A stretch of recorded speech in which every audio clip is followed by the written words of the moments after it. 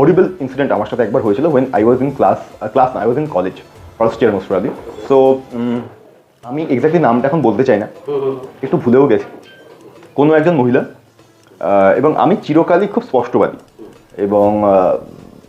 মানে আমার যদি যেটা না হয় সেটা না, এটা হ্যাঁ হয় সেটা হ্যাঁ, সেটা জোর করে যুক্তিতর্ক ছাড়া আমাকে দিয়ে হ্যাঁ করানো মুশকিল।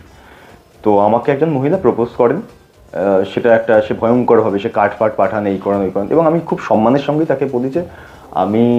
জীবনে, তখন আমার জীবনে এমন টালমাটাল পারিবারিক অবস্থা চলছে, কোনো অন্য ব্যাপার নয়, আমি যেখান থেকে উঠে এসেছি সেখান থেকে আমাদের পারিবারিক অবস্থার মধ্যে টালমাটাল অবস্থা হওয়া খুবই দৈনন্দিন ব্যাপারের মধ্যে পড়ে। তো এরকমই কোনো একটা সিচুয়েশান যখন খুব তীব্রভাবে ছিল আমার ফ্যামিলিগত জায়গা থেকে, এবং খুব মারাত্মক